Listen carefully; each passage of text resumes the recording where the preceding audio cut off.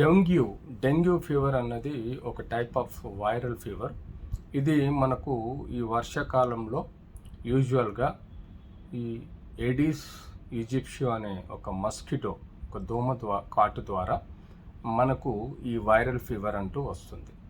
యూజువల్గా ఈ మధ్యకాలంలో మనం ఎక్కువగా డెంగ్యూ వైరల్ ఫీవర్స్ ఎక్కువగా చూస్తున్నాం.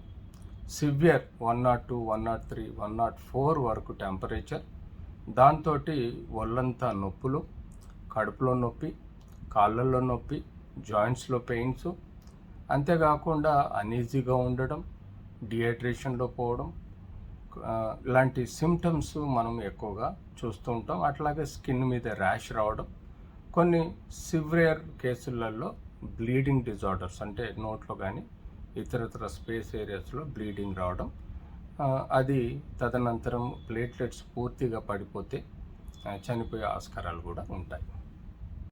మనకు కొన్ని ఇంపార్టెంట్ లక్షణాలు డెంగ్యూలో కనబడతాయి. యూజువల్గా హెడేక్ ఎక్కువగా ఉంటుంది, మజిల్ పెయిన్, కండరాల పెయిన్, బోన్ల పైన అంటే లెగ్స్లలో పెయిన్ వస్తూ ఉంటుంది, వామిటింగ్ సెన్సేషన్ కానీ వామిటింగ్ కానీ వస్తుంది, నాజియా అంటాం దాన్ని.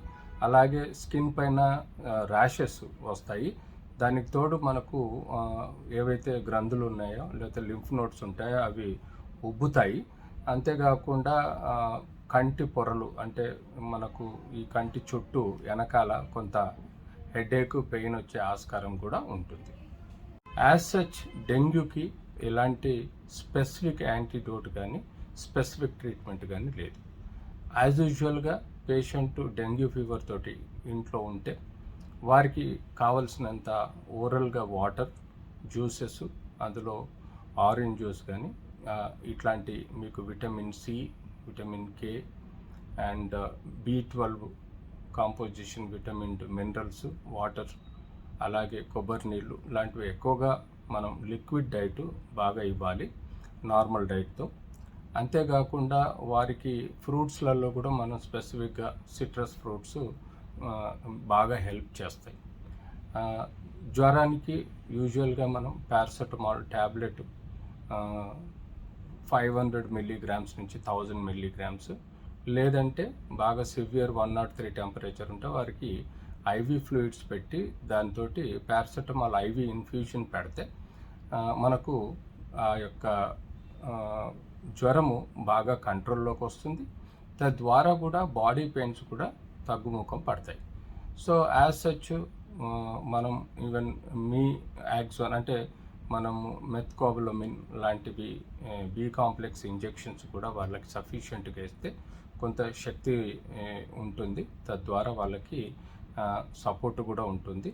సో మనం బ్లీడింగ్ డిజార్డర్స్ ఏవైనా మనకు అనిపిస్తే, అంటే నోట్లో కానీ ఎక్కడైనా స్పేసెస్ కళ్ళల్లో కానీ లేకపోతే చర్మం పైన పెట్టించే ఇమేజెస్ కానీ లాంటివి వస్తే దాని అర్థం ప్లేట్లెట్స్ పూర్తిగా పడిపోయినాయి, 10,000, 5,000 కిందికి పడిపోవటం వల్ల వాళ్ళకి క్లాటింగ్ ఫ్యాక్టర్స్ సరిగ్గా పనిచేయకపోవటం వల్ల వాళ్ళకు బ్లీడింగ్ డిజార్డర్స్ వచ్చి చనిపోయే ఆస్కారం ఉంటుంది. కాబట్టి బిలో 20,000 మనకు ప్లేట్లెట్స్ ఉంటే ఇమ్మీడియట్లీ వాళ్ళని అలర్ట్ చేసి వాళ్ళకి ఐసీయూలో అడ్మిట్ చేసి వాళ్ళకి కావాల్సినంత బ్లడ్ ట్రాన్స్ఫ్యూషన్ SGPs ఇస్తే ఈ ప్లేట్లెట్స్ ఇంప్రూవ్ అవుతాయి. అదర్వైజ్ ఆల్సో కూడా మనకు ఈ యొక్క రొటీన్ ట్రీట్మెంట్లో ఈవెన్ 20,000 పై వరకు మనకు ప్లేట్లెట్స్ డౌన్ అయినా కూడా రొటీన్ ట్రీట్మెంట్ తోటి మనం సిమ్టమాటిక్ ట్రీట్మెంట్ తోటి వాళ్ళకి రికవరీ అవ్వడానికి కూడా అవకాశం బాగుంటుంది, భయపడాల్సింది లేదు.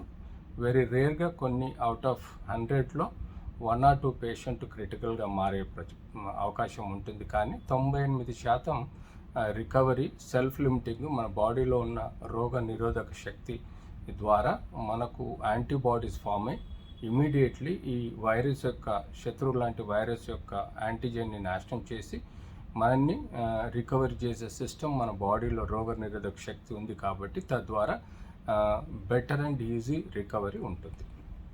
ఇది రొటీన్ ఫీవర్గా భావించడం, లేదంటే ఈ సీజన్లో కోల్డ్, కాఫ్, ఫ్లూ సిమ్టమ్స్తో లాంటివి కూడా న్యూమోనియా టైప్ అని అనుకోవడం జరుగుతుంది. కానీ మనం ఇమ్మీడియట్లీ బ్లడ్ టెస్ట్ అనేది చేయాలి. అందులో కంప్లీట్ బ్లడ్ పిక్చర్లో మనకు ప్లేట్లెట్ కౌంట్ ఎలా ఉంది, అది 4 లక్షల వరకు ఉండాలి.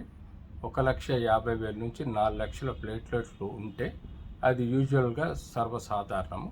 కానీ 1,50,000కు తగ్గుతూ 20,000, 10,000 వరకు వచ్చినప్పుడు మాత్రం అలర్ట్గా ఉండాలి. ఆ యొక్క ప్లేట్లెట్ కౌంట్ని ఎప్పుడూ మానిటర్ చేస్తుండాలి. అంతేకాకుండా డెంగ్యూ ప్రొఫైల్ అంటే NS1, IgG, IgM అనే ఒక వైరల్ టెస్ట్ చేసి తద్వారా మనం డెంగ్యూ పాజిటివా నెగిటివా అన్నది కన్ఫర్మ్ చేసుకోవాలి. దీనికి తోడు మనం జనరల్ కండిషన్ బీపీ, షుగర్ లాంటివి కూడా నార్మల్ ఉన్నాయా లేదా దానిలో ఏమైనా వ్యత్యాసం ఉందో చెక్ చేసుకోవాలి. పారామీటర్స్ జనరల్ పారామీటర్స్ కూడా మనం చెక్ చేసుకొని ఇది బ్యాక్టీరియల్ ఇన్ఫెక్షనా లేకపోతే కేవలం వైరస్ ఇన్ఫెక్షనా అన్నది రూల్ అవుట్ చేసుకోవాలి. సీజనల్ వేరియేషన్లో వచ్చే అలర్జిక్ ఫీవర్స్ కూడా ఉంటాయి. వాటిని డిఫరెన్షియల్ డయాగ్నోసిస్లో చూసుకొని తద్వారా మనం ఇది IgG, IgM, NS1 పాజిటివ్ వస్తే దీన్ని డెంగ్యూగా పరిగణలోకి తీసుకోవాలి. డెంగ్యూ ఫీవర్లో వైరస్ ఎక్కువగా ఇమ్యూన్ సిస్టమ్ను ఎఫెక్ట్ చేస్తుంది కాబట్టి తద్వారా ఈ ప్లేట్లెట్ కౌంట్ని తక్కువ చేస్తుంది. తద్వారా జనరలైజ్డ్ వీక్నెస్, అంతేకాకుండా రోగ నిరోధక శక్తిని కూడా తక్కువ చేసి ఆ తర్వాత ఈ బ్లీడింగ్ డిజార్డర్ లాంటి కాంప్లికేషన్స్ వచ్చే ప్రమాదం ఉంటుంది. కాబట్టి ప్లేట్లెట్ కౌంట్ అనేది ప్రాపర్గా మెయింటైన్ చేయాలి. ప్లేట్లెట్ కౌంట్ పెరగాలంటే మనం సఫిషియెంట్గా సిట్రస్ ఫ్రూట్స్ అంటే ఆరెంజెస్, గ్రేప్స్ లాంటివి, స్ట్రాబెర్రీస్ లాంటివి విటమిన్ C ఉన్న ఫ్రూట్స్ని ఎక్కువగా తీసుకోవాలి. అలాగే మనకు B12 ఎక్కువగా ఉండే విధంగా meats, fish, eggs, dairy products ఎక్కువగా తీసుకోవాలి. గ్రీన్ వెజిటేబుల్స్, గ్రీన్ సలాడ్స్, అలాగే మనకు ఫ్రూట్స్ లాంటివి ఎక్కువగా తీసుకోవాలి. అంతేకాకుండా విటమిన్ K ఎక్కువగా మనకు గ్రీన్ వెజిటేబుల్స్, బ్రకోలీ, అలాగే ఆస్పర్గస్ అనే ఒక వెజిటేబుల్స్లలో ఇవి అవైలబుల్ ఉంటాయి. కాబట్టి తద్వారా మనం ప్లేట్లెట్స్ని పెంచుకునే ఆస్కారం కూడా ఉంటుంది.